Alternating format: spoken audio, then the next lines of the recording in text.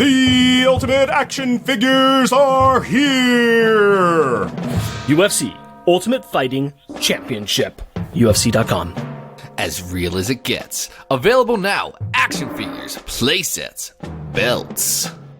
Jack Specific and UFC. More info. www.mmafigs.com. www.jax.com.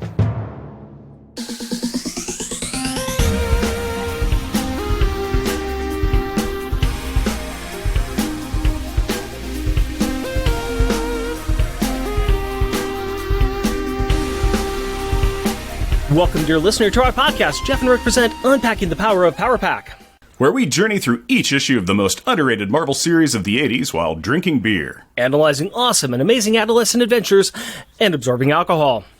I am Jeff. I am Rick. And I'm Zach. It's called Random Banter by Odeon. It's illegal in 9 countries. Yep, it's made with bits of real random banter, so you know it's good.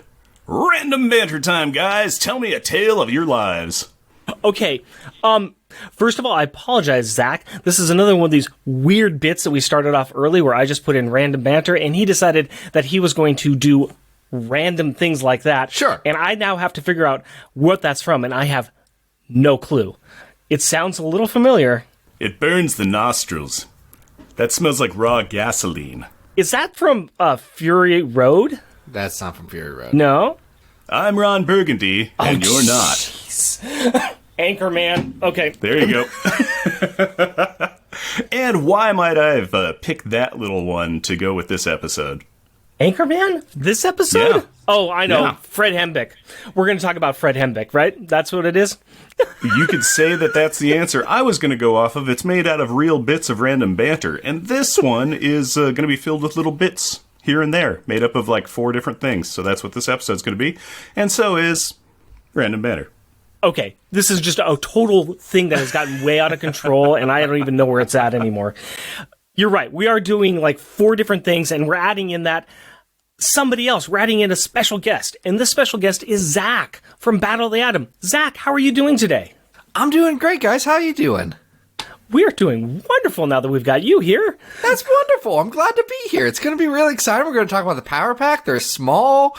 They're strong. They do fun things. There's a babysitting adventure. There's going to be a lot of fun.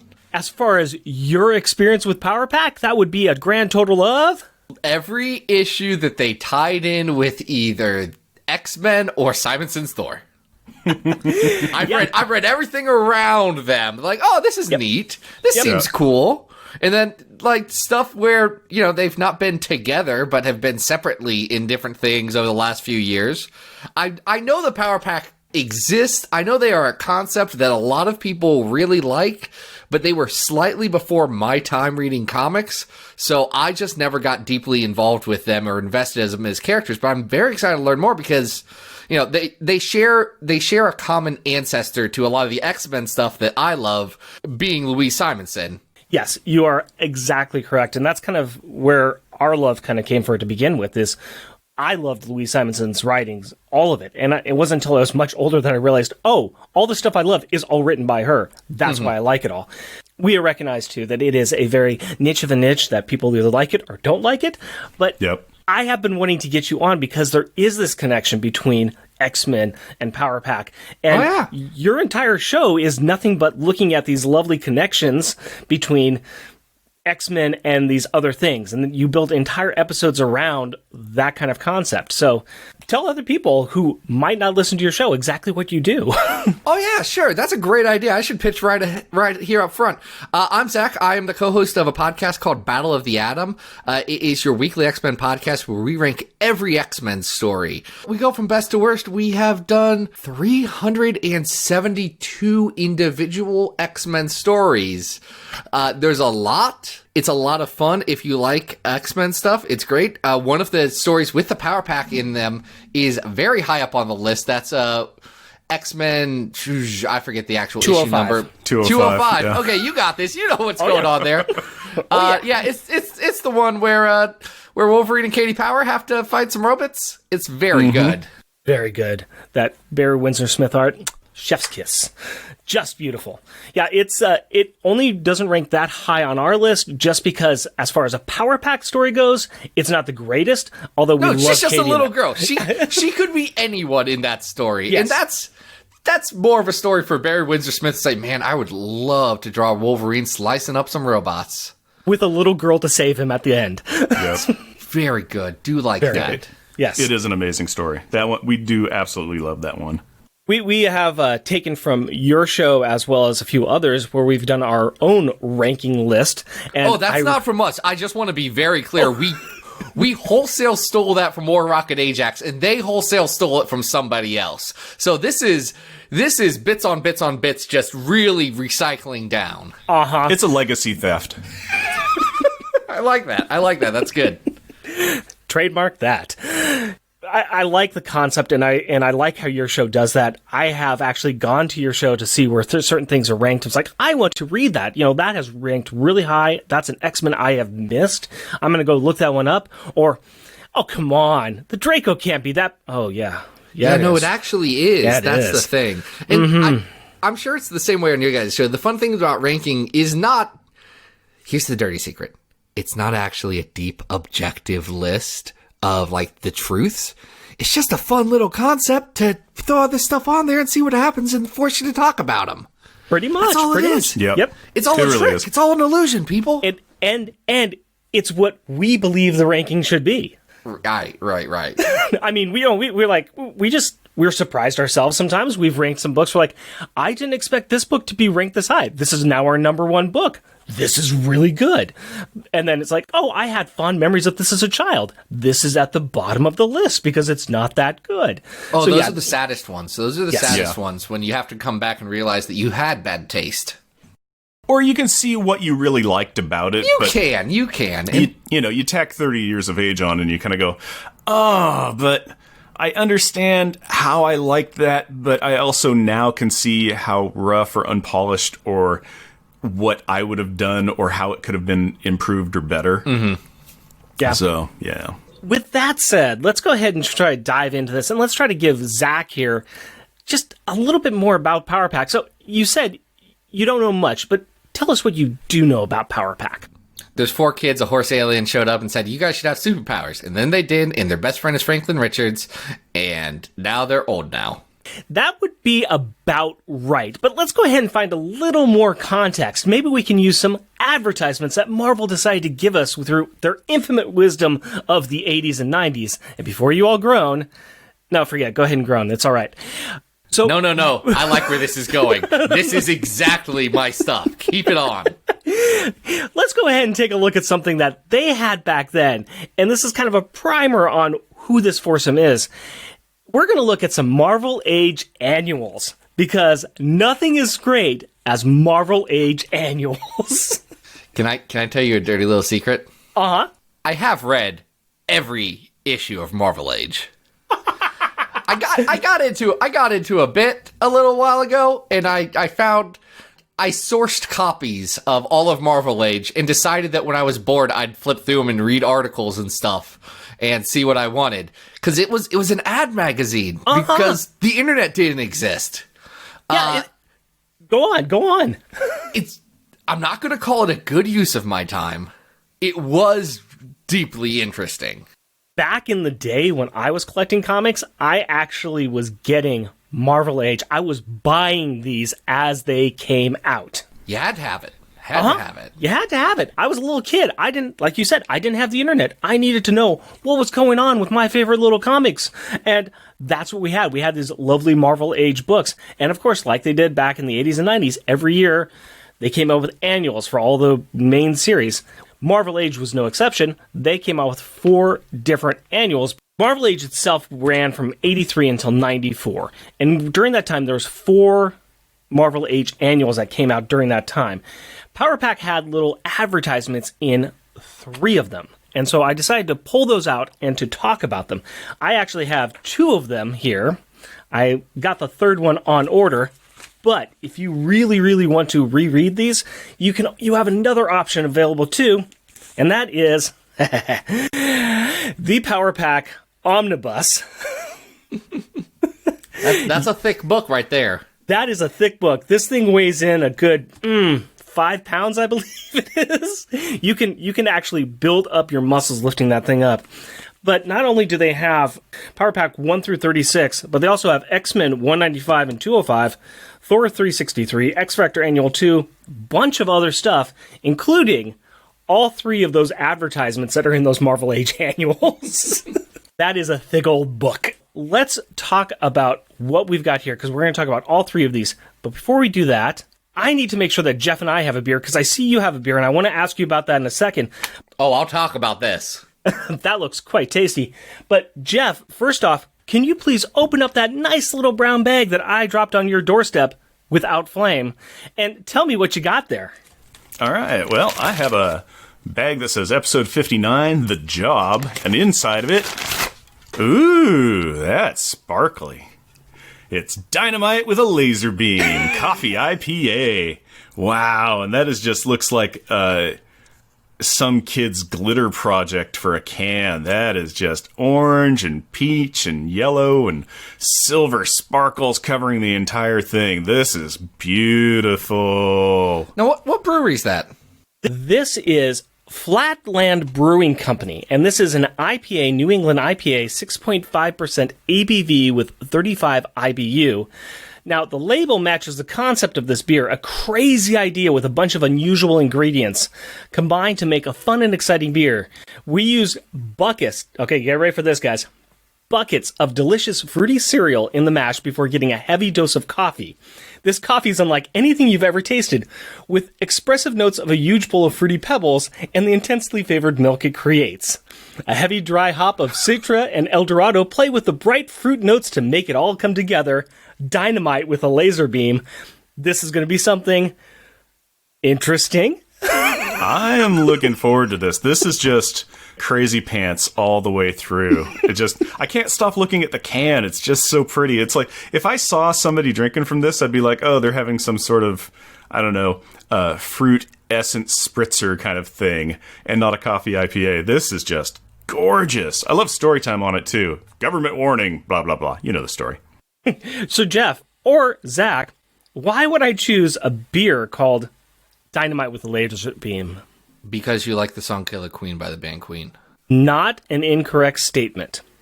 Power Pack probably likes the song as well. But also, because boom goes the dynamite, there's laser beams in this thing. There are laser beams in this, but I was actually thinking of one person who actually doesn't use his laser beam. But I was actually kind of making a very interesting pun with Dynamite with a laser beam. I could say, hey! I could say Dynamite is Jean Grey, and I could say laser beam is Cyclops. Yeah, as we all know, he has his eyes are actually portals to the elemental plane of lasers. Look, and he shoots laser beams. I'm an X-Men podcaster, and I cannot abide by this. No. It's well known. I will lose all of my podcast cred if I let people assume that they are lasers when they are not lasers.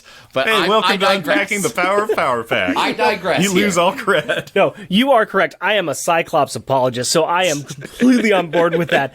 But I could not pass up the opportunity to introduce something where we've got Cyclops. This is, I think, the last time I see Cyclops with Power Pack, and I was like, something with laser beams, I can make the joke. And so I went with it. As we start to sniff and smell our own beer, what did you bring to the table, sir? So what I brought to the table today was whatever I could find in the back of my liquor cabinet. So I can tell you that this beer was bottled in 2012. But we're okay because it has an unlimited shelf life and gets better with age. Much like the Power Pack here. This is Bell's Expedition Stout. It is a Russian Imperial Stout, 10.5 ABV. It is a deep, heavy, malty beer, thick as motor oil, and just absolutely delicious. That is up our alley. The darker, the heavier, that is what we like. We are not IPA guys, but I keep bringing the IPAs because they've got the most interesting names. Yep, they have the interesting labels, and that we're trying to tie stuff into the story. They do. That's what it is. I'll tell you, this is one of my favorite beers. I went to the Bell's Brewery up in Comstock, Michigan for my bachelor party. So I've got a lot of deep connections to this place. Mm-hmm. They just make some good beer. I like it. I need to try that at some point in time if I ever get up in that area. Now, we've got here, I explained what this is, and this has got the hazy bubbliness of an IPA. It's kind of got the golden color that you can't see through. Yeah, it is super hazy. That is crazy haze. It almost looks like kind of like a milked grapefruit juice. The smell, I'm getting the fruit notes off the smell. Super citrusy when you open up that can. Yeah, I opened that up and it was just, psh, here's some citrus. And, I mean, it smells amazing. Now, that taste, we said it was Fruity Pebbles and coffee. Yeah, that's about right. Yeah, it's not, it might not be a combo you're really wanting, but we have it. So, two of my favorite things at breakfast is a fresh orange and just a deep black roasted cup of coffee. I'm very explicit to not have those two things at the same time because they are two great tastes that taste terrible together. Mm-hmm. Yes. So I'm not sure why you'd put that in a beer. Because that's what they had, and they said, you know what? All the good flavor combinations are taken. What if we make it a breakfast beer? The nice thing is that the sharpness of the citrus taste from the orange, that's not cutting through. That's the good thing. It is on the tail end. It's on the tail end, but by that point in time, the coffee's already gone by at that point in time. So, I haven't decided if I like it or not yet. As we say, or I say repetitively, it's an interesting beer. Yes.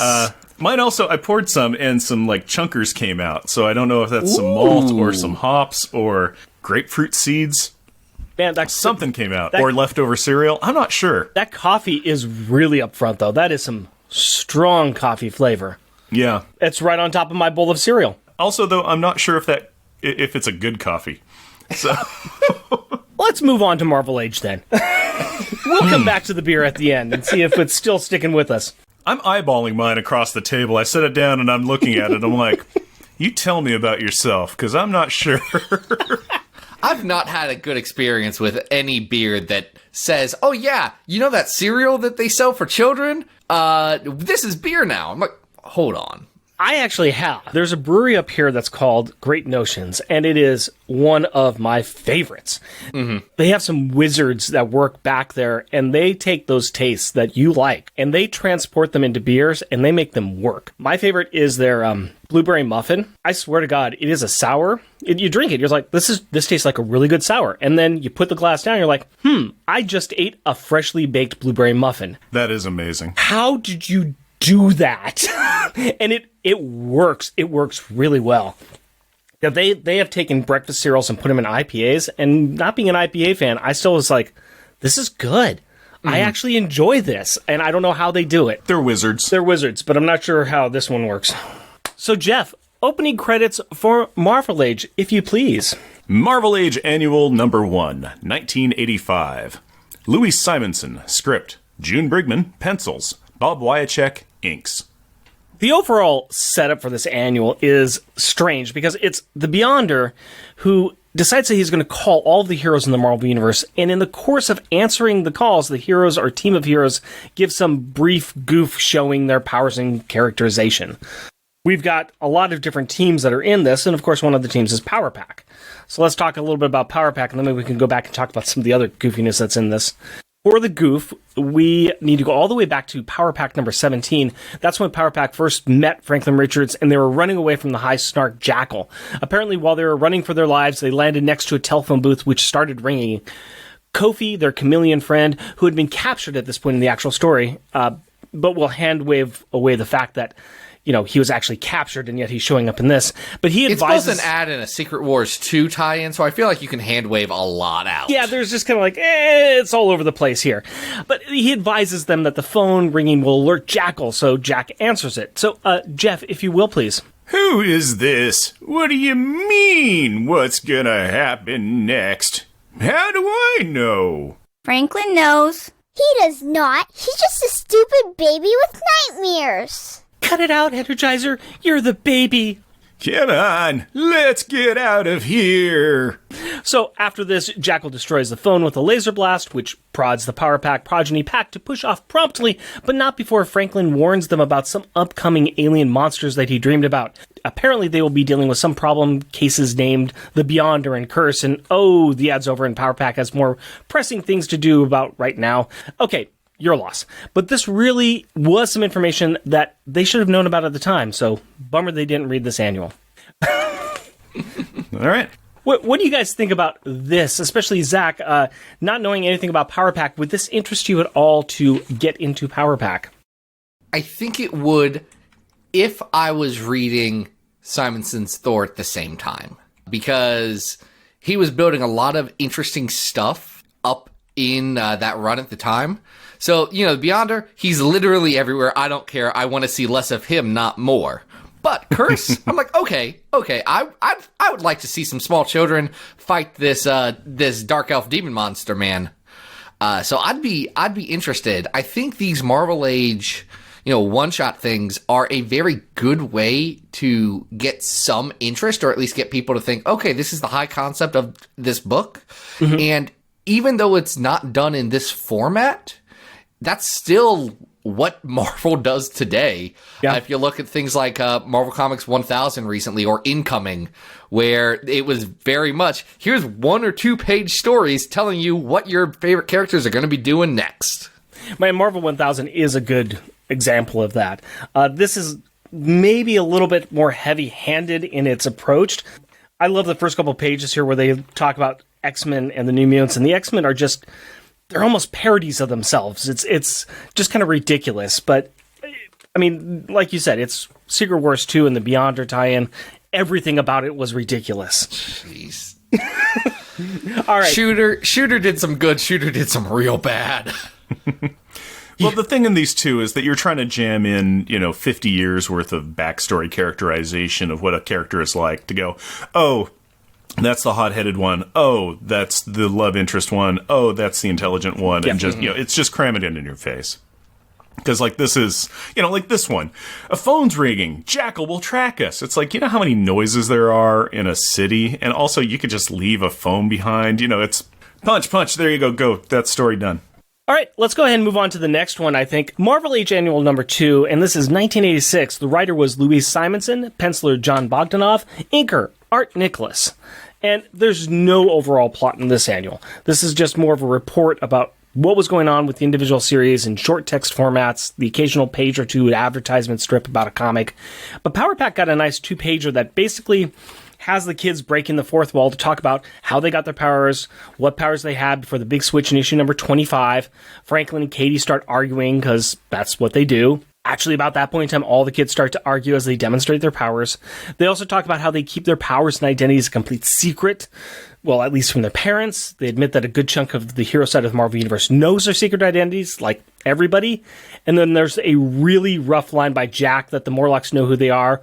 Well, at least the ones who are left. Harsh. We end the Power Pack asking the readers not to tell anyone their secret, though, because loose lips and all of that. How about this one, Zach? Not being a Power Pack expert, was this a little bit better? I don't know if it was better or worse. It was about equal for me.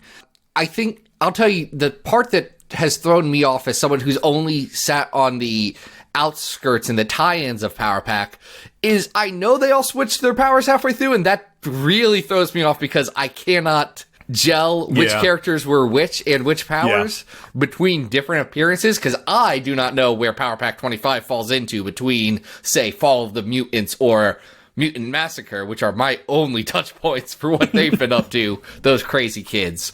But I think that's a good way to say, hey, these guys are different now a little bit. Here's what you got to do. Go for it. It was an interesting time. Actually, that's when I started collecting Power Pack, was right around the Mutant Massacre time, or actually it was after the Mutant Massacre, and that's just when they had their powers switched. So I kind of came in going, oh, that's their powers. Oh, these are new. Okay, what's going on with this? Yeah, I get that. Jeff, do you have anything? Yeah, no, basically it was just very much a, hi, this is our name, and we do things, but you might not know because we used to do other things. I do like the fact that they're also like, this is our secret identities. which is just a perpetual joke of ours where, their secret identities is they're throwing their names around, left, right, and center all the time. They're children.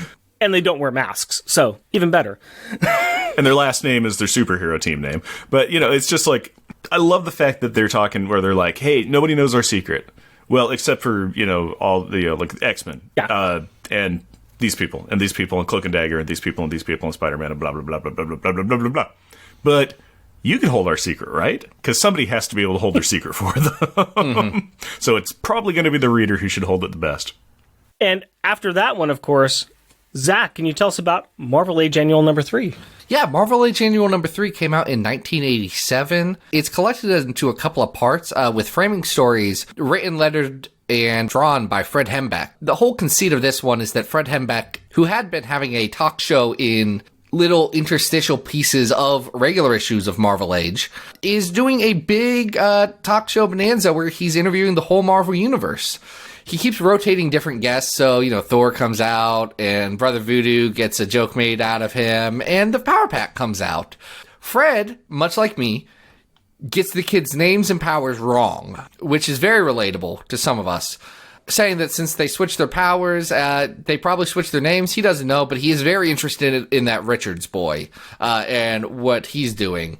Where the kids say, hey, well, he's hanging out with his folks and he doesn't want to be our friend anymore and all of this stuff. Which leads to Fred making some very dumb and bad jokes about different superhero packs that could happen instead of the Power packs, like the Richards pack and the Summers pack and the Voodoo pack. And it's just, it sure is something. The Drum pack, excuse me. Fred Hembeck's jokes either land as like groaners or they don't land at all. That's his entire bit, and he goes all out here. Katie, the little one, does take a snooze, and they realize it's way past her bedtime. And if you don't want to put the rest of the audience to sleep, now would be a pretty good time to run our clip. The kid's right, Fred. Then roll the tape. Tisk, tisk. Such language around children. Now, the nice part is this clip is this beautiful piece by John Bogdanov, with some copy by Louise Simonson. It's a splash page of the Power Pack and Franklin Richards fighting Master Mold, which isn't a thing I've ever seen, but I'm very interested. You know Master Mold. He's a sentinel that poops out other sentinels. Mm-hmm. This happened. This did happen. Yep. I would like to know more and subscribe to this newsletter. It was a pretty good issue. It's a great issue. Covered this one. And John Bogdanov wrote and drew that one, and it is something beautiful. It is issue 37? 36 or 37. Getting that. That sounds... That's exactly what I want from the Power Pack.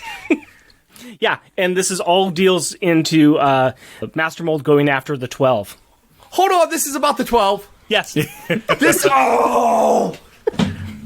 I need to read this right away. I'm doing this after this interview. Then you can listen to our show on that one. I will have to. This is a joy that I have not gotten to partake in. So I'm very glad that I know about this now. It is a beautiful issue, and that is a beautiful splash page. In fact, that's one of those splash pages that I would love to have as a poster. That needs to be a poster. It's beautiful. It is beautiful. And this was a beautiful hook for us to get a new listener. Yes, at least for one just episode. Casting it out to Zach and going, you like Master Mold, do you? How about the 12? He's on the hook. I don't like the 12, but I am morbidly curious about every aspect of it. This is back when the 12 was good. This is when everyone's like, oh, this is a great concept. And no, it's before it went bad. It's before it went bad. Okay, I'll take your word on that one. At this point in time, we didn't know any of the stuff that would eventually be. We just there is 12. There is a certain 12. Fair, I don't think anyone knew what it was eventually supposed to be. I think they threw some words on a page and are like, okay, let's run with it. That's what makes it good. It's like, we have this idea, we're just going to throw it out there, and we're going to suss it out later on. And the rest are just like, oh, this sounds good. This sounds interesting. As a kid, this is great. Yeah, it's the first couple of seasons of Lost, or the first season of Heroes, or the first season of... You see where I'm going with this, right? Yeah. Where the question has been posed and nobody knows, and you're like, oh, and it's a water cooler topic, and then more information gets out, and you're like, oh, and then more info, and you're like, oh. But no, that's a good one. I think you will enjoy that one. apparently that's a good hook. That was a good advertisement, at least for somebody who's interested in the 12 and interested in Master Mold. I feel like that's a good hook to say, hey, y'all know the most popular thing that's going on in comic books right now? Power Pack does some of that too. Yep. As far as advertisements go, at least the actual execution is on the board a bit on it, but it's at least an introduction into Power Pack. Anything else we want to say about these things at all? They were a nice way of doing a commercial. It was the toy tie-in kind of thing. It was a nice way of just going, hey, here's some characters, maybe you'd be interested in them. And, in like the second one where they're like, oh, well, X-Men know our secret identity, as do Cloak and Dagger, and maybe other people that you might like. And if you like them, maybe you'll like us because we're friends with them. Yep. So. Mm-hmm. All right, then let's move on to the real story that we want to talk about. And that is from Girl Comics. But before we get into that, Jeff, give us a 2-sentence replay about where we were at from last episode. All is well in the Power household after the New Mutants use their abilities to convince the Power parents that they have 4 absolutely normal children and that there is no reason for them to have mental breakdowns anymore. Which is good, because Julie is having a little identity crisis of her own as she is getting older and doesn't know who she is supposed to be. That's right, Julie is graduating from elementary school, having a birthday, and dealing with her very first job as a babysitter. All of which is enough to confound her perceptions and have her questioning if she is a little girl or a grown-up now. Now that the Julie bought everyone ice cream at the end of the story, and that is the best kind of epilogue that anyone could ask for, 2-sentence replay is over, why don't you do the opening credits, and then we can get to the show. That sounds like a plan, my friend. Girl Comics, issue number 3, July 2010, The Job. Credits, Louise Simonson, writer. Artist, June Brigman. Inker, Rebecca Buckman. Colorist, Rhonda Pattison. Letterer, Kathleen Marinacio. Featuring Power Pack, Alex Power, a.k.a. Destroyer, oldest Power sibling. Disintegrate matter, turning it into energy which he can expel into Power Balls. Julie Power, a.k.a. Molecula, mistress of density. Second oldest Power sibling, controls her molecular density. Jack Power, a.k.a. Counterweight. Second youngest Power sibling, increase or decrease the gravity of objects he touches. Katie Power, a.k.a. Starstreak, youngest Power sibling, flies very fast, leaving a rainbow trail behind her. And guest starring Nathan Christopher Charles, Dayspring, Askani, Sun Summers, a.k.a. Baby Cable, but not the time-displaced Cable, Teen Cable, who killed Old Cable and is currently appearing in X-Men comics. Not that one. This is original Baby Cable. He's a baby now, but he'll very soon have large guns and do future stuff. Cyclops, he's the baby's daddy. He leads X Factor, and he's a mutant. Marvel Girl, which is the baby's surrogate mom, but also genetically identical to her mom, because her mom was a clone of her, and it's... Look, guys, I'm going to be honest. I had to describe this to my wife the other day because she asked me to describe the Summers family tree, and it took 10 minutes of consistent talking.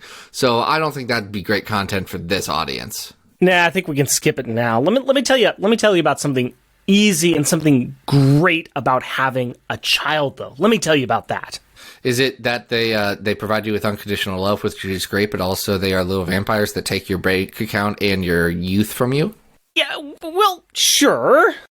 Is it the screaming and the crying all night, depriving you of the blissful sleep that you need in order to survive this horror-filled world? Yeah, well, kind of. Is it the fact that you can't think about anything else because you're worried about them the entire time, and it gives you a lot of anxiety? Yeah, well, you're all right, but I was just going to say that you've got somebody to clean your house for you. But you guys went and made it all dark. Clean your house? Really? How exactly does that work? Well, as soon as I figure it out, and I can get my 9-year-old to do it, I'll let you know. Guess we should just talk about the Power parents, because they've successfully taught their kids that this is actually a legitimate activity. Yeah, I don't know how they do that. My wife can bribe them, maybe, but that only works 50-50.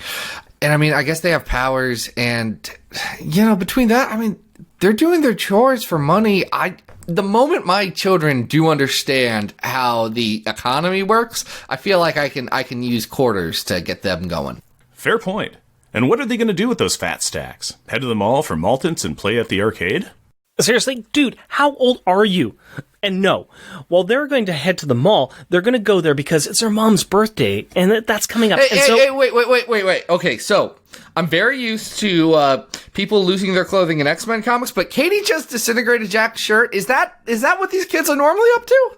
Well, yeah, sure, sometimes. Okay, maybe this is a bad on Katie. That was kind of irresponsible of her. But why was Jack's shirt in the trash can anyway? I'm more confused by Katie using the Energizer power. She's got the light speed power now, right? In fact, all the kids have their original powers, and it's not switched powers like as of issue number 25. Well, yeah, but remember how I said that Wheezy wrote this in 2010?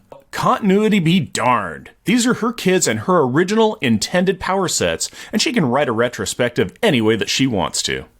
Now, I know that Wheezy wrote the story about the kids switching their powers, but we hold on for 1 second. I have an out for this one. I've got a no prize on this. Go on.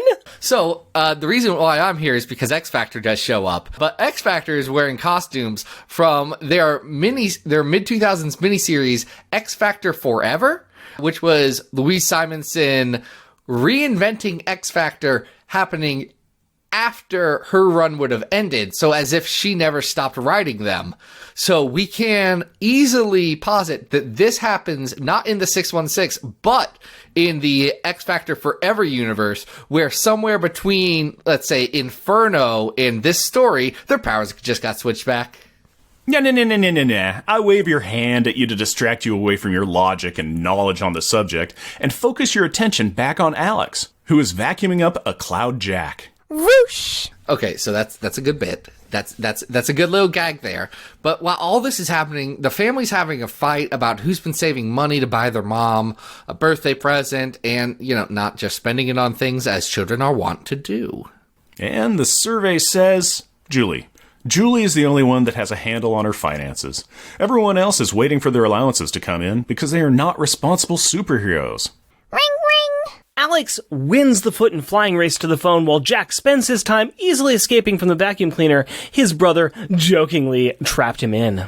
Ha! You cannot defeat the incredible mess, master! Jack! Shh! So we only hear Alex's side of this phone call, but that's enough for us to know that he has just agreed for the whole of the powered portion of the Powers family to do some babysitting in a half hour. Hold on. There's only one tentatively professional babysitter on the team, and really, only one really responsible kid, and that is Julie. Why will it take the entire team to babysit one kid?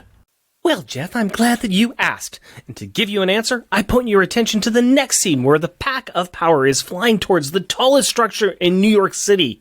That's right, X Factor's recently acquired sentient alien celestial ship that has the unambiguous name of Ship. Okay, wait, what? You remember Power Pack helping X Factor take down the giant ship of Apocalypse in Power Pack number 35 and X Factor number 25? Well, it turns out that it was a sentient alien ship, and it's now their headquarters. How does that happen? Okay, so let me tell you. Let me get real close here. So Apocalypse made a deal with the Celestials, the capital C Celestials, the space gods that created everything and all things in the Marvel Universe. And they gave him a really good robot suit and also a spaceship. And after their big fight in the Fall of the Mutants that Power Pack did help with, the spaceship, who was mostly concerned with just doing mutant things and being a cool spaceship, was like, okay, you can live in my body now. And then lands and becomes a giant building in Manhattan. And later will become a robot that retcons a lot of stuff in X-Men continuity. But come on, man, this is just comic books 101. Keep up. By Walter Simonson's bristling beard! Comics are weird. And awesome! And speaking of awesome, let me tell you about something else that is pretty cool. Secret cloaked alien snarks. No, wait. Those are not cool. They might not be cool, but they are cloaked, and they are following our kids. And there's a reason they're following the Power Pack. And what reason is that? Revenge! But let's not worry about any of that for now. Let's just focus on the kids and their new mission. Yeah, that mission's going to be babysitting Nathan Christopher Charles Dayspring Askani Son Summers. He's the little baby that's Scott Summers' baby and Madeline Pryor's baby, but Madeline was a clone of Jean, and she got very mean in Inferno, which the Power Pack had recently gone through, and it's a lot. Just so much confusing drama. Yeah, so let's just say that this little bundle of joy, this tiny baby, he's got a pedigree that's steeped in power, and he's got a future that's going to span centuries, millennia, to the end of linear time. This guy's got so much riled up in him. He's one day going to become Cable, who has very big guns and very bad attitudes. And I'll tell you what, this is not your normal babysitting gig. I think you're actually right on this one. A quick scene shows Jean and Scott giving some final instructions to the kids and a couple of warnings. Now, these are probably going to be really, really good warnings. You know, something to do with his powers and the future of mankind. No, nothing of that stuff. It's all just about the kid having a cold and that he occasionally, just like anybody does, he projects this force field because the kid has powers as a baby. This is, just pretty normal information if you ask me. Okay, fine. Let's recap. A superpowered team gets another superpowered team of kids to watch a superpowered baby who has a cold. Super. I'm gonna guess that they just are gonna hang out on the cool alien ship that has set up an enclosed outside playroom and has promised to give them anything and everything they need, right? Guys? Hey, Jeff, buddy, Jeff. Do you even read comics? No, bud, this is the Marvel comic books. New York City. Why do something safe and secure and easy and fun when you can go to Central Park, baby? That's right, the Power Pack flies to the park to have some fun with the wee baby Cable. But why would they do that? I mean, sure, there are some nice scenes and it is as outside as any New Yorker can get, but I mean, the kid has a cold and he is the son of a superhero team. Why risk fate? There are so many things that could happen out there. The statistics alone say that Omega Red would be at least having a picnic out there. Why? Oh, because they're superpowered kids who live in New York City and they like to live dangerously like some of the best of us. Like Darkwing Duck. Anyway, after they land and costume off, Julie notices the baby has a snotty nose. If there's nothing else that we know about Cable is that he does not like anybody wiping his nose. So he turns on his force field. Another thing we know about Cable, and this is true, this lines up with everything that is true about Cable, he does not know who his father is, and that point's shown when he looks up and says, "Da," to Jack. Katie, being the youngest, is more clued into baby talk, and she points out that he is not saying da, but there. And that is when she and the rest of the pack notice the descending snarks. So guys, I'm going to be honest, I'm very new to Power Pack, though I'm versed in Marvel sci-fi and aliens, all this stuff. But I just want to be sure. These bad alien guys with the guns are the bad guys, right? Yes, you are correct, sir. Okay, look, the X-Men have a lot of different physical appearances, and I've learned not to judge people just based on if they have, green skin and spines all over them, because that describes several X-Men. Well, it's just not a good tights and fights without tights and fights. So they costume on and start attacking the antagonistic aliens. Skapak. Katie shoots off a powerball while Julie pulls her out of the way. At the same time, Alex gives orders for some cloud cover, which Jack promptly vetoes. No way! Not when I can use the old jackhammer! Stupid snark! Wear a helmet when next you face the great Mass Master! Okay, but why would Jack give advice to this snark while he's attacking him? The folly of youth, the indestructible spirit of childhood, the awesomeness of mocking an enemy while smacking it around. While it is totally the last one, it is not something that Alex does. And speaking of Alex, he has been floating around while holding the force-fielded baby. A baby who seems to be having a pretty good old time. Well, the baby might be having fun, but Alex is not. He just floated into something invisible, and he deduces that it is the Snarks' invisible ship. Julie flies over, and the two oldest power kids trade the young kids they are carrying. And while Julie flies off with a force-fielded future fighter, Katie begins to, wait for it, disintegrate the floating invisible ship. It has to be a good idea. After all, Alex came up with it. Unfortunately, though, Julie is hit with one of the Snark's mummy ribbon projectiles. Jack, you were supposed to be shielding us. Take the babe. Before being fully incapacitated by the mummy wrap, she quickly tosses the Son of Summers to Jack, who is bouncing off the head of a Snark. At the same time, another Snark is drawing a bead on the distracted cloud-based hero. You're mine, hatchling. Quahem. Thankfully, Katie had powered up and blasted the alien antagonist, while Alex catches Julie and Jack catches Chris. The scene gets literally wrapped up with Katie wrapping up the knocked out aliens with their own mummifying weapons, while Alex starts to unwrap Julie.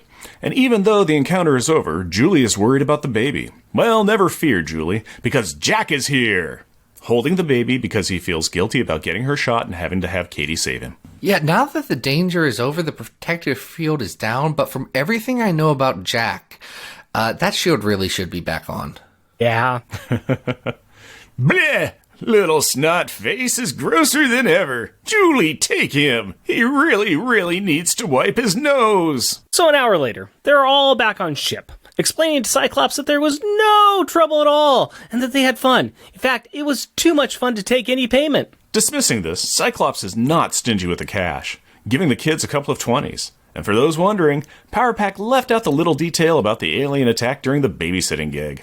Probably the right thing to do, but they might have wanted to mention it. I mean, it might have earned them a little more danger pay. Honestly, Cyclops is just impressed that his kid came back the same age. That doesn't always happen every time he gets a babysitter. Yeah, I think that's true. The last time they gave him to a babysitter, didn't he just kind of come back as a middle-aged super soldier? I mean, there was a big gap there, but yes, that did happen, yes. Well, we end the story with the kids flying off, recapping what had happened and planning on spending the money for their mom's present. The end. Next issue. Back to Power Pack with issue number 46, with guest stars The Punisher and Dakota North. So I know you guys wanted to get me on for an X-Men issue, but seriously, next one has Punisher and Dakota North? I couldn't be on for that one? Yeah, somebody else called that one a long time ago, but trust me, man, it also has stand-ins for the Three Stooges, so... Okay, so that's not great. Written by Terry Austin. I was going to say, if it's the Three Stooges, we've seen them before in the Great Goo Game Adventure. And wait a minute, Terry Austin wrote that. Yeah, this is part 2. It's not that good. Oh, Terrence. Let's talk about the themes of this issue. First of all, I want to talk a little bit about the cover of the issue and Power Pack packaging. That's right. This was drawn by Joe Chen, and it has nothing to do with Power Pack. But I think it's a pretty sweet cover. We've got 3 ladies on here. We got Spider-Woman, we've got Storm, we've got Sue Richards, the Invisible Woman, and they're standing on something. And they got lightning in the background, and it is a pretty dynamic and cool cover. What do you guys think of this thing? Oh, it looks great. It is fabulous looking. It's a good cover. That's a good, solid cover. I like this cover. I think that's a pretty nice little cover. The comic itself, Girl Comics, it's 3 issues, and it was kind of designed for a lot of female creators to be spotlighted and to be, talked about. So this, of course, was Louise Simonson. This was her spotlight, and actually started off with a nice page information on her, which I thought was pretty nice as well. Talking a little bit about some of the things that she's known for, especially X Factor and Power Pack. There's a lot of other interesting stories in here, which I thought, Zach, you'd be interested in as well. There's a couple of interesting stories with Wolverine and Jubilee and a few other things. I don't know if you'd ever seen these before. We got some Carla Speed McNeil up in here. Mm-hmm. We got Marjorie Liu and Sarah Pacelli in here. And then I really love Colin Coover's little opening here. Where she's just doing they're really just portraits on a 4x3 page of different female Marvel heroes, and it's really fun. I love Colin Coover's style, so it was a real joy to see that here. I'd forgotten about these. Yeah, these are some nice little stories. Some of them hit, some of them miss, but all in all, I like to see what this does. Just spotlighting a lot of female creators, a lot of female characters as well. Mm-hmm. But let's talk a little bit about the story itself. First of all, why would X Factor call Power Pack? Okay, that one I'm really struggling with, because X Factor has their own band of Moppets that live with them. I don't know. Okay, I know why they didn't say, "Hey Richter, go watch this kid," or "Hey Boom." I'm answering my own question as I say this. Out loud, Rusty and Skids could handle a baby. Yeah. I fully believe Rusty and Skids could deal with a small child for 2 hours. Yeah. And they've got the ship there, and the ship is actually the better babysitter of all of them, I would think. Ship ends up being Nathan's babysitter for most of his life, so... So there's that. I always forget that part. Yeah. They say in the comic, they're like, well, how did the X Factor even get our phone numbers? And I think Julie was like, well, maybe when they were talking to Fantastic Four gave them our number and said how great we are with Franklin. So it could just be construed that way. And Power Pack has interacted with X Factor before on the X-Men. So it's like, hey, why don't we give these guys a try? It's not? plot convenience, Yeah, but secret identities, pshaw. Exactly. It's driven by story, plain and simple. Yeah. Why did they do this thing? Story. Beyond that, though, it is a nice little crossover with Wheezy's 2 big Marvel titles. And I think that is the biggest thing that I think works. I would have liked to seen a little more of X Factor than just that nice little, hey, here's our kid, we're out of here. But I think it was fun that they did have Cable, baby Cable. What's your thoughts on that, Zach? I like it. It's fun. I'm always glad when creators like Wheezy get their credit for some of the really cool stuff they were doing in the 80s. So it's awesome to see Wheezy and June on this one here. Would I like to see more X Factor? I mean, I'd always like to see more X Factor, but I think this is a fun way to bring those two worlds together. And it's always fun because when Louise Simonson was writing X Factor, Cable as Cable wasn't a thing. Mm-hmm. They didn't know that was going to be the thing. So it's fun to see her coming back and saying, well, we all know who he is now, so I can have Power Pack change his diapers. That's fine. Yeah, and I would love to see Power Pack in the future tell Cable, hey, you know what? When you're a baby, we changed your diapers. Hey, I'm still waiting for like Julie and Alex to call Dragon Man baby. I am all for with them engaging with a pre-powered, self-aware version of characters and then being like, hey, yeah, we hung out when you were a kid. Oh yeah, I was used to pull my hair, whatever. I like that. Well, that would now bring Power Pack to at least hanging out with children versions of 2 different X-Men between Cable and Wolverine. So that's pretty good on their part. Yeah, and actually you mentioned from the opening too is that Cable right now, he's a teenager. So actually they could have changed his diaper and, they're actually his peers now. That's a story that needs to be told. Excuse me. I'm gonna email some editors real quick and see what we can do here. The immortal youth of Power Pack. There's a weird connection that's going on now because we've got 3 or 4 different places where they've run into this guy and they haven't seen him too much in between. So I would actually like in current continuity to see some more interactions back with Power Pack because they were friends with New Mutants. They were friends with Franklin Richards. I wouldn't mind seeing a lot of that kind of crossover, especially with the X-Men versus Fantastic Four that's going on too. Because if the original version of that miniseries had Franklin bouncing around in his Power Pack costume, so. Oh yeah, he's deeply important to that series. Yeah. I could just kind of see the Power Pack talking to Old Man Cable, going, wow, you got so old. We're wiping your baby nose right now, while teenage Cable is sulking in the background and embarrassed about having them had changed his diaper.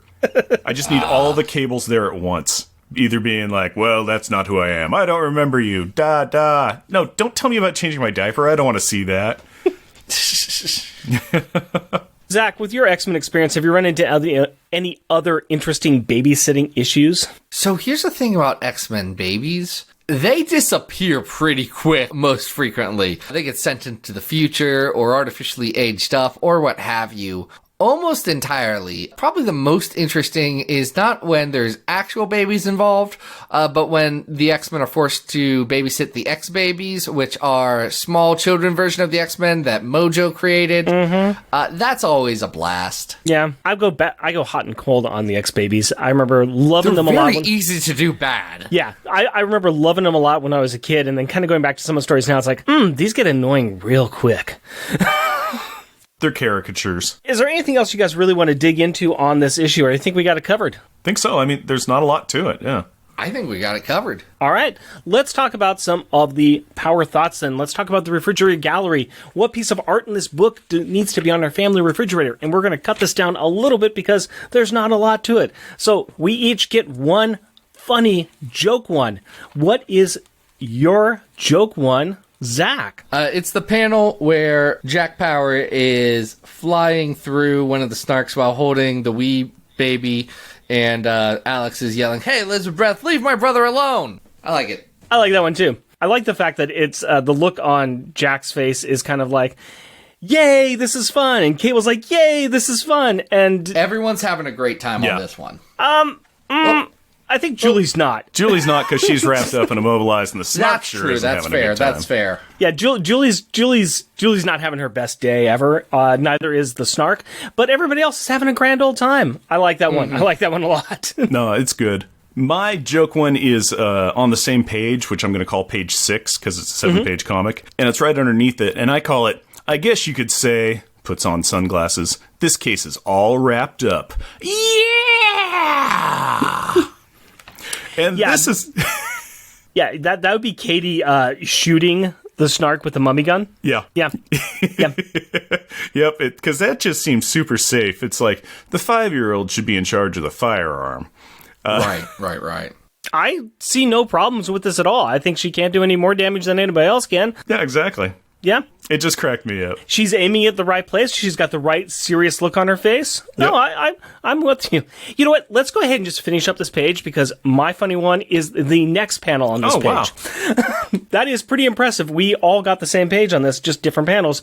And I call this one, I Am Not a Kid Person. And it is Jack holding the snotty-nosed baby Nathan Christopher Dayspring, Askani Summers. I think I got it all right there.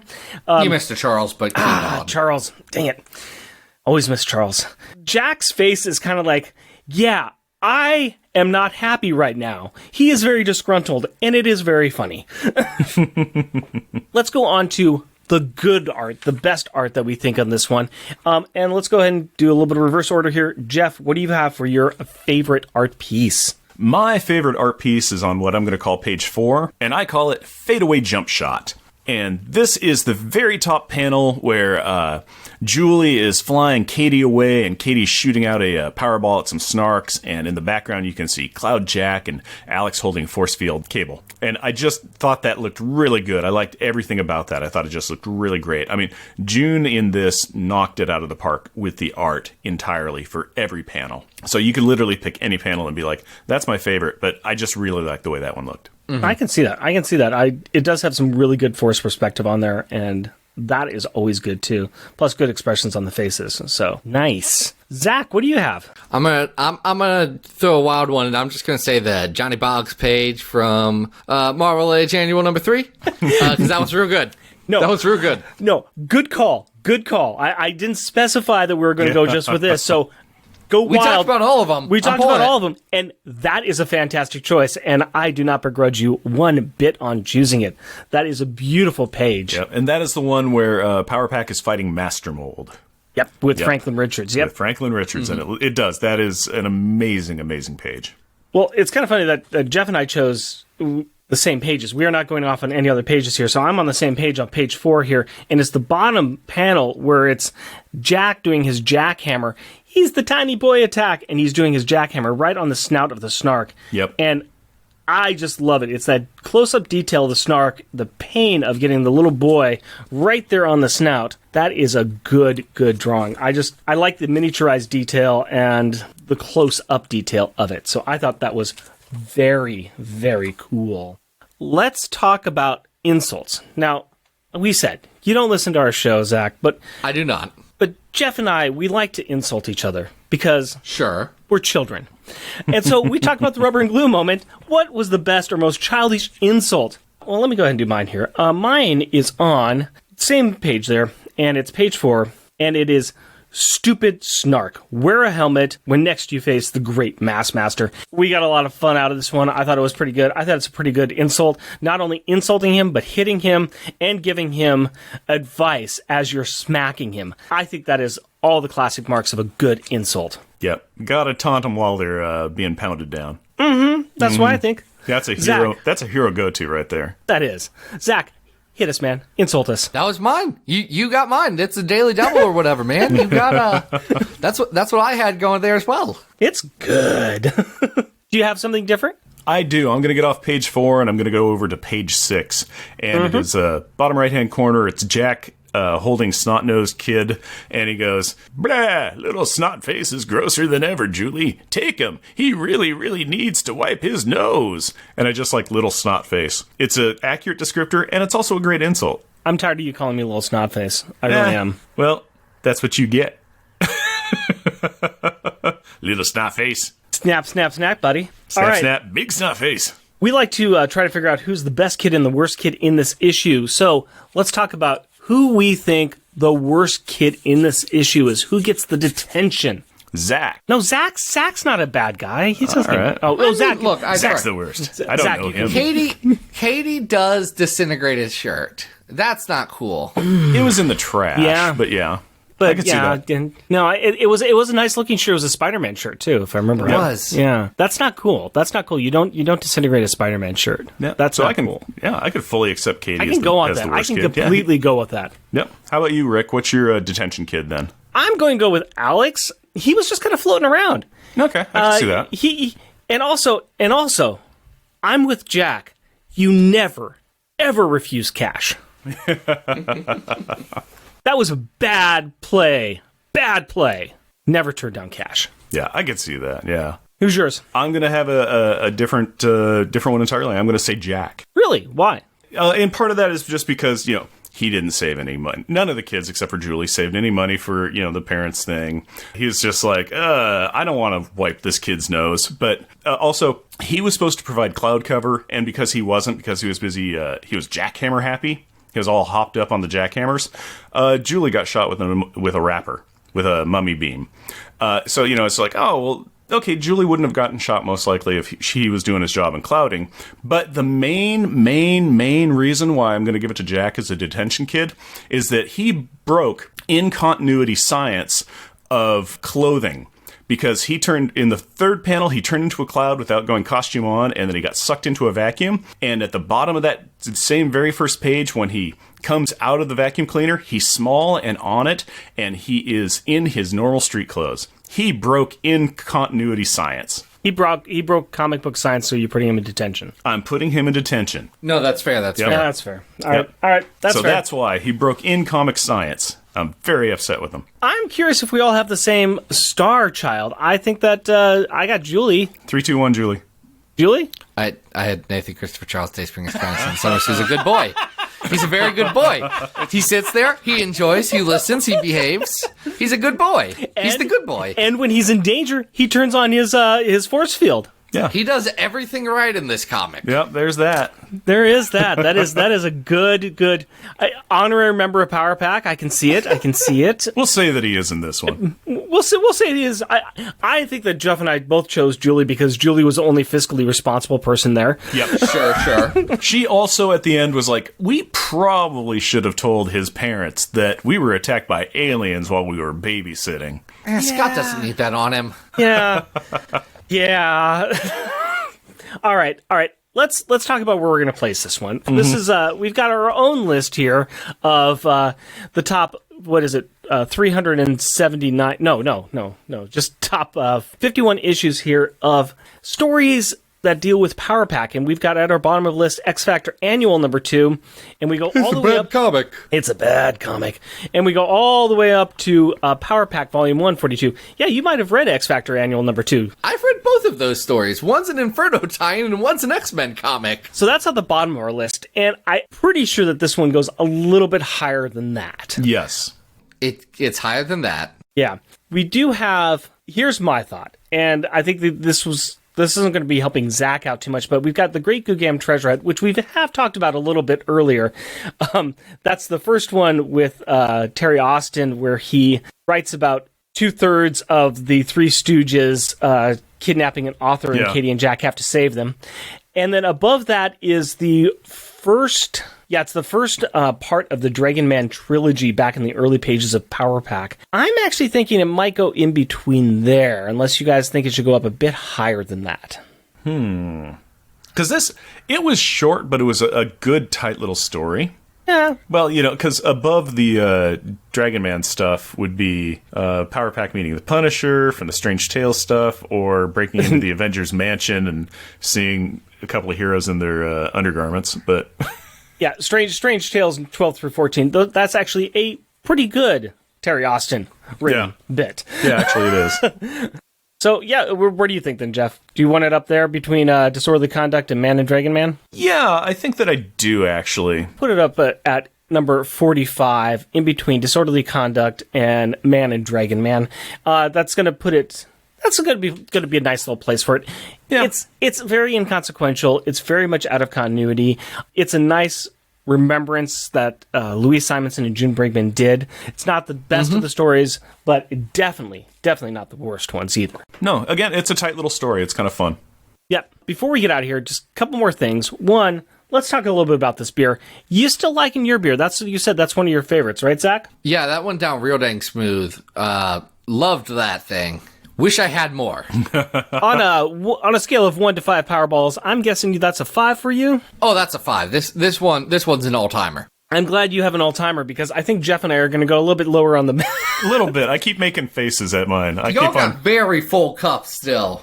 Well, it was a tall can. It was a... 1 pint. Yeah, it's 16 fluid ounces. Okay, so... Yeah, I still have a good 5 ounces left or something. I keep sipping on it, and I keep on kind of making faces at it. It's getting better as it warms up. It's still kind of a citrusy coffee, which is... It's still not great. The good news for this one is that, not IPA fans, we aren't tasting the hops that much, so that's good.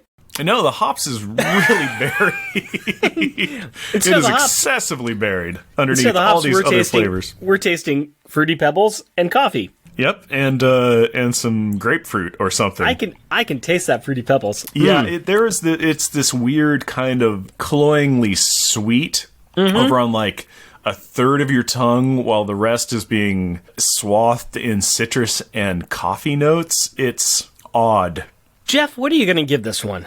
I'm going to give it like a 2.5. I'm going to give it a 3. I'm going to be a little generous on it and give it a 3. I'm probably not going to drink it again, but I have enough of a sweet tooth that I'm like, okay, I can buy this. And then the rest of it hits me and I'm like, but do I really? Yeah, well, that's the problem. I have a sweet tooth too, but if I want a sweet, I'm going to not want this for a sweet. And if I wanted a sour, I'm going to not want this as a sour.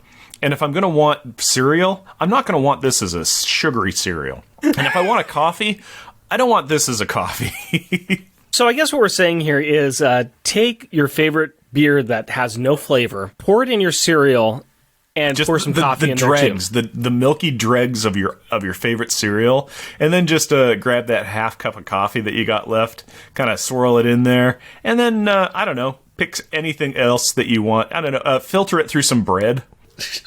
We are not selling this beer. No, the can is beautiful. Go to our website and look at a picture of this can with the cover. It is so gorgeous. But it's super sparkly. It's a beautiful can. That's what stopped me to begin with, and I saw the name, and I was like, I got to use the name too, and it looks pretty. I never look at the flavors because I know if I look at the flavors, I am going to walk away from the beer. Yeah.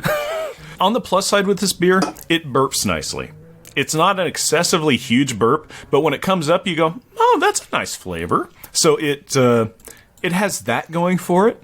And on that lovely image, I'm going to go ahead and move us over to the point where I talk to my daughter about her thoughts about this issue. So, Carrie, talk to me about this comic. Good evening, Carrie. How are you? Good. Excellent! We are back with another story about Power Pack, aren't we? Yeah. This is a little different, isn't it? I gave you some other reading to do now, didn't I? Yeah. What do you want to start with? Do you want to start with the Marvel Age annuals, or do you want to start with the girl comics? We can start with the Marvel Age. I mean, they're kind of like advertisements, so, it'd be like advertisements to Power Pack. Then that would lead to the girl comic. That is correct, and that's exactly what those are. Those are advertisements that they did in these Marvel Age annuals. Back before we had the internet, we had these books that came out by Marvel Comics and came out monthly, and they told us everything that was going on in Marvel Comics that month. And then once a year, they would have these Marvel Age annuals, and it would be kind of like a compilation of everything going on. And it was a nice time to do these kind of little advertisements. What'd you think of those? They were cool. Is there anything that stood out when you read them? I think I liked Marvel Age Annual too.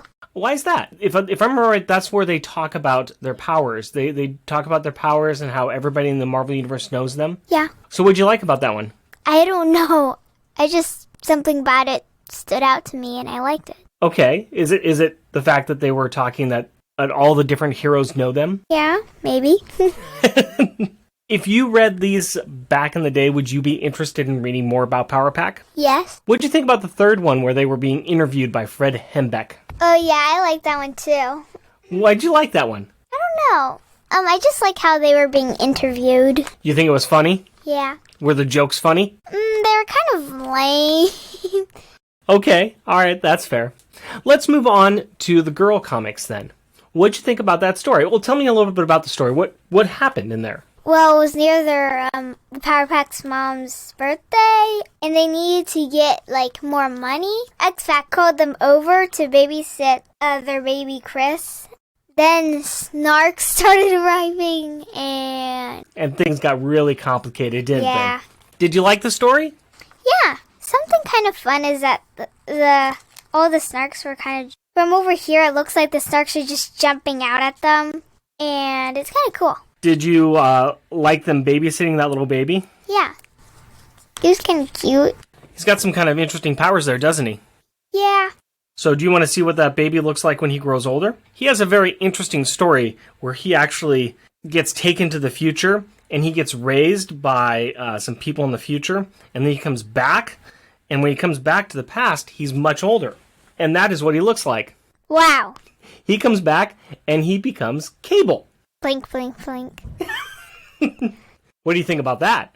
Wow, there's a very, very big difference there. Well, you look a lot different than when you were a baby. True, because I have more hair. Yeah, he's got more hair now. Well, sort of. He's also got a lot more metal and a lot more guns, doesn't he? Yeah, he's got a lot more armor. Yeah, he grows up to become Cable. He's got a very interesting story, but we won't go into that now. Yeah. Well, is there anything else you want to say about either girl comics or the Marvel Age books? Not really. Okay. Thank you very much for your time, Carrie. I love you. Love you too. You're right, Rick. That was much better than a beer burp. Shout out time! All right, we want to recognize those listeners who take the time to write in or leave us a review. This is for episode number 56, The Boogeyman Must Die in the Middle of Inferno. AJ. Al Sedano and Resurrections, an Adam Warlock and Thanos podcast. Andrew Burns. Brian G. Charles Gears. Charlie Rose. Cindy Heineken. Ed 209. Hoover Jeremiah and the 4 Million Years Later podcast, who wrote to let us know that he thought Carrie did a fantastic job. Ed. She really did. Jeff Polier. Jeremy Daw. Jeremy Wiggins. Kyle Sinelli. The Long Box Crusade with Pat DJ Christato Sampson. Mitch Gillen and the Nerd Out. Mr. Rogers Core. Nicholas Prom and the Comic Reflections podcast. Nicopedia. Sean and the Secret Wars and Beyond podcast. Tim Price, the Podcrasher, who told us, "Thanks for the laughs and love, my Pac-Man and Pac-Carrie." Waffles, the very good doggy in his podcast, Waffles and Mario. Wandering Ambivert. And we have a new Patreon patron. Welcome to the pack, Andrew Barnes. Another awesome and amazing addition, Andrew. So, Zach, tell us, where can people find you and your show? If you guys are vibing with what I've got going on, you can go on over to XavierFiles.com. That's where we have all the latest and greatest in X-Men reviews, news, posts that are dumb, but we like it and is good journalism, says some people. Also, you can find the podcast Battle of the Atom there, or you can just search for it on Twitter at XavierFiles, and that's where you can find this whole dealio. And it is a great show. I highly, highly recommend it. Well, thank you. Jeff and Rick Present is a bi-weekly self-produced podcast recorded in front of a live studio audience of a interesting can of beer in Portland, Oregon, and in Ohio. If you would like to interact with us through the magic of the internet, you can do so through Twitter at Jeff and Rick Present, our Facebook page, Jeff and Rick Present, our email address, Jeff and Rick Present, all one word, at gmail.com, or at our website, jeffandrickpresent.wordpress.com.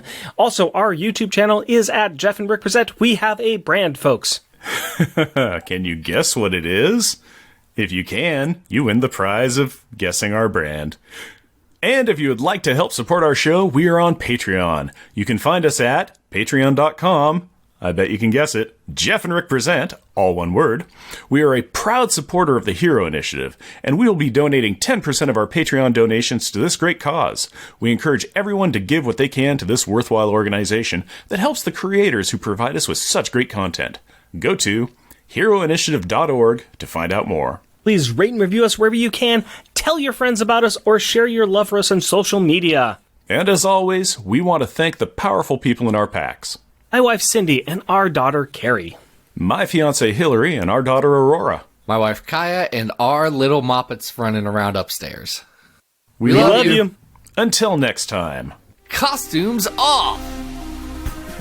Our theme music is 80s Action. Also featured in this episode is Western Streets. All music is by Kevin MacLeod at Incompetech.com and is licensed under Creative Commons by Attribution 4.0 license. There you go. And that's we've done so many of those things like that where we just inadvertently burst into it, kind of like, oh, how does this is their company name? And it was like, it's Hasbro. Yeah, or Jeff and I'll be in the whatever. middle of something, and all of a sudden one of us will start singing, the other's like, all right.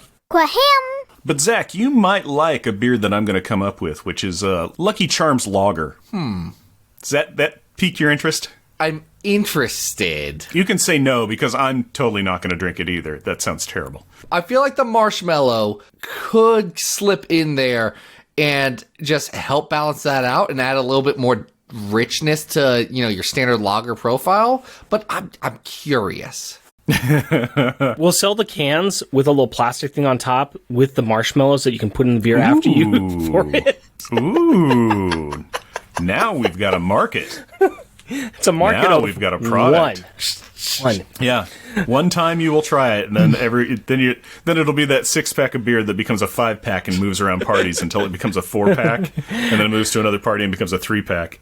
List of things to do before I die, drink that beer. Okay, done. Quaham! And yes, your ears are not fooling you, Zach.